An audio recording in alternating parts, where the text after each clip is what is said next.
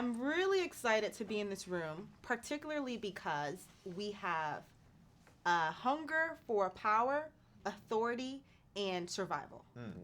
So when I was preparing to come into here, I had to first deal with all the emotions that you guys made me go through.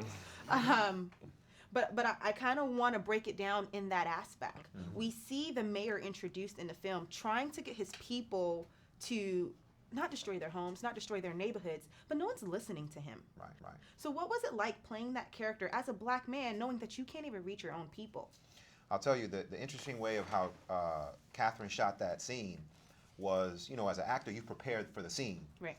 And you are aware of when the scene ends. Well, in this particular style of shooting, she kept going.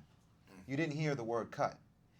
And so now you're nervous. You're like, okay, where do I go from here? And well, let me keep talking and let me improvise and let me redo the scene, but change it. And you don't really know what she wants because the scene never stops.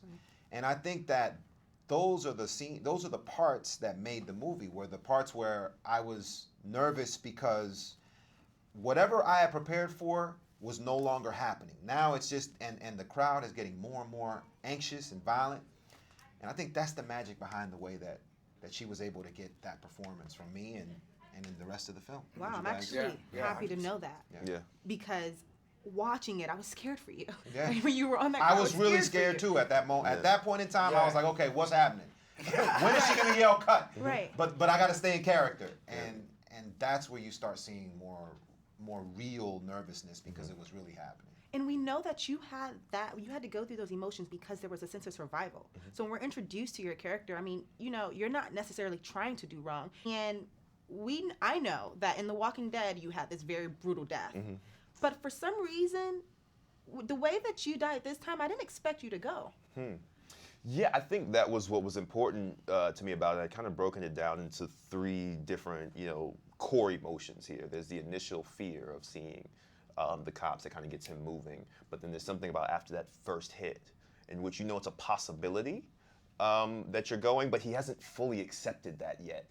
It's different than that kind of apocalypse feel where everyone has to accept the fact that they may die. Right. In this situation, I think anybody in these situations doesn't think they're dying today. Nobody wakes up to have a normal, thinks that they're going to die today. And that's what's kind of really heartbreaking about this. So that survival aspect, that kind of kicks on. I think even at one point, you speak on like, what a specimen. There's this adrenaline that's going that doesn't stop, that keeps him moving. That's really important for me when thinking about these scenarios and people and the victims of these things. Nobody thought they were dying today. Right.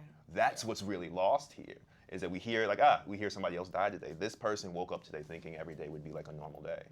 It's interesting that you brought up that specimen issue because even when you first got shot, you still climbed a gate. Yeah, he was moving. I was like, what is happening here? That was the one thing when talking to Catherine that was really interesting. She was like, yeah, from what the research we're doing, police report wise, that was a note here that he just kept going. And then you understanding what is that? What will to live does somebody have after taking a shotgun shell to the back? Right. That he keeps going, gets over a gate, and then eventually dies later. There's a certain will to live here that was in this room and in this community that was really feeling this, a willingness to survive. Right. And Ben, your character surprised me toward the end. And we see him in a very negative light. And we see him having this authority fight. But then you make a switch at the end where you're almost like, I'm just going to tell the story. I didn't think it was going to be you who kind of gave a statement. Yeah, it's interesting. It's interesting when we were doing that moment in particular.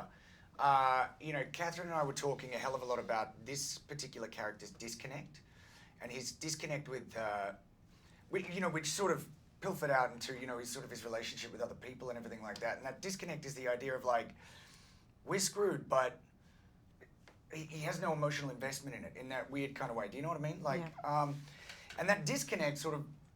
Really, because we actually shot that stuff right at the start, that kind of bled into the whole dehumanization that character brought into the Algiers motel, where he wasn't doing what he did to young men. He wasn't doing it to people at all. He had dehumanized them to the point that they weren't human. Wow.